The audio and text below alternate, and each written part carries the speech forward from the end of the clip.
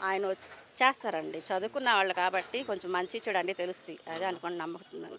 ఈ కూటమి ప్రభుత్వం తీసుకునే చర్యలు బాగానే ఉండబట్టి ఇవాళ ప్రభుత్వాన్ని అధికారంలో కూర్చోబెట్టారు ప్రజలు. ఎందుకంటే ఏది తీసుకున్నా సరే ఈ కూటమి ప్రభుత్వం అనేది మంచి నిర్ణయం తీసుకుంటే తప్ప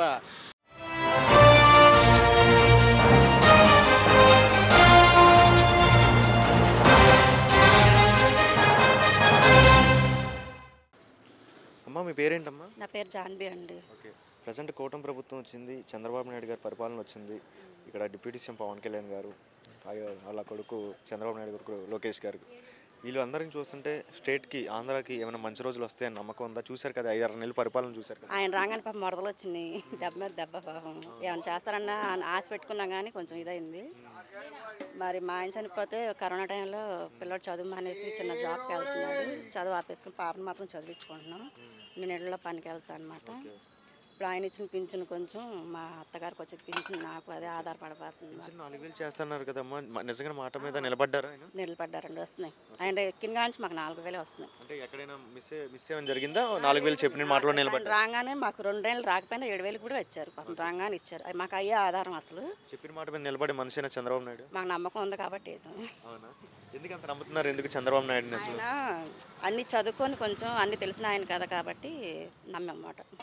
అదేవిధంగా వాళ్ళ కొడుకు లోకేష్ గారి గురించి ఏం చెప్తారు? ఐటీ మినిస్టర్ వచ్చి మా ఏరియాని చూడాలండి. చూస్తారని నమ్మకం ఉందా?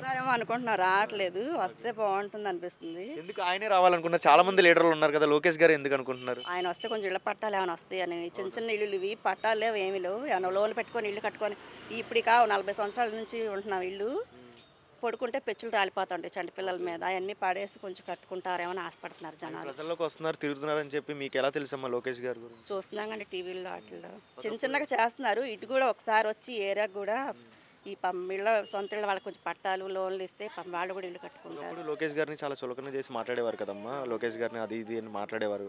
ఇప్పుడు నిజంగా ఆయన ఆ మాటలకి ఆయన చేస్తున్న పనితీరు ఎలా అనిపిస్తుంది? ఆయన చేస్తారండి. చదువుకున్న వాళ్ళు కాబట్టి కొంచెం మంచి చెడు అన్నీ తెలుస్తాయి. అదే అనుకోని నమ్ముతున్నాను. ఒక చదువుకున్న లీడర్ కాబట్టి మన పిల్లలకు కూడా మంచి ఉద్యోగాలు తెప్పిస్తారని నమ్మకం ఉందా? ప్రకాష్ నగర్ వచ్చి కొంచెం ఏరియాని చూసి కొంచెం చిన్న చిన్న ఇల్లులు కొంచెం పెచ్చులు రాలిపోయి ఇబ్బంది పడుతున్నారు. వరదలు వచ్చిన కాంచి అసలు ఈ పట్టుకుంటే ఊడిపోయేలాగా ఉన్న ఇల్లు ఎప్పుడు కావు. వాళ్ళ ఓన్లీ కొంచెం పట్టాలు ఇస్తే మాకు అదొకటి చాలు ఈ ఏరియాకి. ప్రభుత్వం మీద చంద్రబాబు అనుకుంటున్నాం, చూస్తున్నాం. మేము కూడా రావాలని ఆశపడుతున్నాం. ఒకసారి వచ్చి బాగుందండి.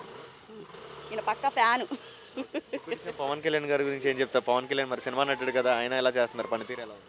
ఆయన మనకు తెలియదులేండి అంతగా. ఆయన ఇప్పుడే కదా కొంచెం. రాబోయే రోజులు చూడాలంట. చూడాలి. సార్ నమస్తే సార్, మీ పేరేంటి? నా పేరు గుంజా గురుమూర్తి, విజయవాడ సెంట్రల్ నియోజకవర్గం. ప్రజెంట్ ఎలా అనిపిస్తుంది సార్ కూటమి ప్రభుత్వం తీసుకున్న యాక్షన్ ఎలా అనిపిస్తుంది? వైజాగ్ స్టీల్ ప్లాంట్ మీద మీ అభిప్రాయం ఏంటి సార్? వైజాగ్ స్టీల్ ప్లాంటు ఈ రోజున మన కూటమి ప్రభుత్వం బీజేపీ, తెలుగుదేశం, జనసేన పార్టీలు ఈ ఆంధ్రప్రదేశ్లో అధికారంలోకి వచ్చాక ప్రజలు మాత్రం స్వేచ్ఛగా జయించగలుగుతున్నారు. ఇవాళ ఈ వైజాగ్ స్టీల్ ప్లాంట్ అనేది 11,500 కోట్ల రూపాయలు ఈ ప్లాంట్కి ఇవాళ ఖర్చు పెడుతుందంటే ఆంధ్రప్రదేశ్ ప్రభుత్వం మీద, కూటమి ప్రభుత్వం మీద కేంద్ర ప్రభుత్వం వరాలు ఇవ్వడం వల్ల ఈ రోజున వైజాగ్ స్టీల్ ప్లాంట్ అనేది కూటమి ప్రభుత్వంలో డెవలప్మెంట్ చెందబోతుంది. దానివల్ల ప్రజలందరూ కూడా రేపు ఎవరైతే ఉద్యోగాలు లేకుండా ఉన్నారో వాళ్ళందరికీ కూడా రేపు అవకాశం కల్పించడానికి ఈ కూటమి ప్రభుత్వం సహకరిస్తుంది. అంటే అది ప్రైవేట్ కార్లో తీసేసి ఇప్పుడు గవర్నమెంట్ కూడా చేస్తారు కదండి. అవును. ఇంతకు ముందు అదే స్టీల్ ప్లాంట్ గురించి ధర్నాలు చేసేవాళ్ళు ఎంతో మంది వర్కర్స్. మరి ఇప్పుడు ఎలా అనిపిస్తుంది? ఈ కూటమి తీసుకున్న చర్యలు బాగానే అనిపిస్తున్నాయా? ఈ కూటమి ప్రభుత్వం తీసుకునే చర్యలు బాగానే ఉండబట్టి ఇవాళ ప్రభుత్వాన్ని అధికారంలో కూర్చోబెట్టారు ప్రజలు. ఎందుకంటే ఏది తీసుకున్నా సరే ఈ కూటమి ప్రభుత్వం అనేది మంచి నిర్ణయం తీసుకుంటే తప్ప గత ప్రభుత్వం లాగా తప్పుడు నిర్ణయాలు తీసుకోవద్దు అనేది ఈ ప్రజలు నమ్మి కూటమి ప్రభుత్వానికి అధికారం ఇచ్చారు. కూటమి ప్రభుత్వం కూడా అలాగే కేంద్ర ప్రభుత్వంతో ఏ విధంగా అయితే కంపెనీలకు కానీ బడ్జెట్కి కానీ ఎలాంటి లావాదేవీలు రావాలన్నా ప్రభుత్వానికి సహకరించాలన్నా సరే కేంద్ర ప్రభుత్వం కూడా సహకరిస్తుంది. ఈ కూటమి ప్రభుత్వానికి కేంద్ర ప్రభుత్వ సహాయ సహకారాలు కూడా అందుతాయని మేము కోరుకుంటున్నాం. పవన్ కళ్యాణ్, చంద్రబాబు నాయుడు వీళ్ళిద్దరూ కలిసి తెలుగు దమ్మంటే ఏంటో చూపిస్తున్నారా? ఎస్, ఎందుకంటే ఏ రోజైతే చంద్రబాబు నాయుడు గారిని జగన్మోహన్ రెడ్డి లేనిపోని స్కిల్ డెవలప్మెంట్లో వందల కోట్ల రూపాయల అవినీతి జరిగిందని ఆయన అరెస్ట్ చేశారు.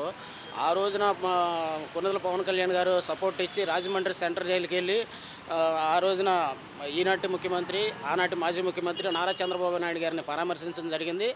వాళ్ళ ఈ జైకేత్రం అనేది ఆ రోజు నుండే ఇలాగ ప్రారంభమైంది.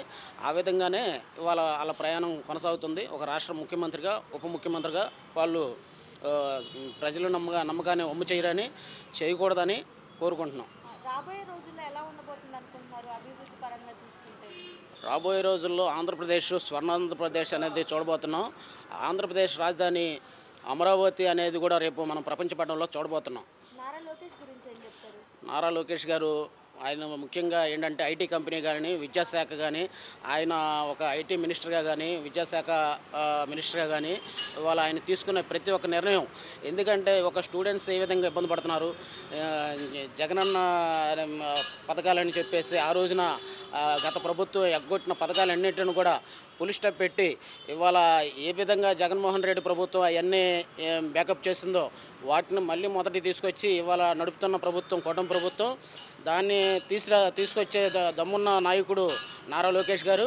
ఒక ఐటీ కంపెనీలు రావాలన్నా సరే ఉద్యోగస్తులకి ఎవరైతే ఉద్యోగం లేకుండా ఉద్యోగాలు కోల్పోయారో, అలాగే చదువుకున్న వాళ్ళు ఉన్నారో అలాంటి వాళ్ళందరూ కూడా రేపు ఐటీ శాఖ మంత్రిగా లోకేష్ గారు కృషి చేస్తున్నారు. అలాగే ఈ అమ్మఒడి అలాంటివన్నీ కూడా గత ప్రభుత్వం ఎగ్గొట్టింది. ఏంటంటే 15,000 ఇస్తానని చెప్పిన నాయకుడు 14,000, 13,000, 12,000 అలా తగ్గించుకుంటే ఇవ్వడం, లేదంటే జనాలకి ఆ పథకాలు ఎగ్గొట్టడం. మనం చేయగలిగితేనే, సమర్థత ఉంటేనే చెప్పాలి, చేయలేకపోతే ఉండాలి, అంతే తప్ప మళ్ళీ చంద్రబాబు నాయుడు చేసిన ఈ సూపర్ 6 పథకాలు అమలు కావట్లేదన్న. ఏం అమలు కావట్లా? అన్నా క్యాంటీన్లు తీసుకొచ్చారు, అలాగే ఉచిత గ్యాస్ సిలిండర్లు తీసుకొచ్చారు, తర్వాత పింఛన్లు 3,000 రూపాయల పెన్షన్ 4,000 రూపాయలు పెంచిన ఘనత కూడా కూటమి ప్రభుత్వం నారా చంద్రబాబు నాయుడు గారు.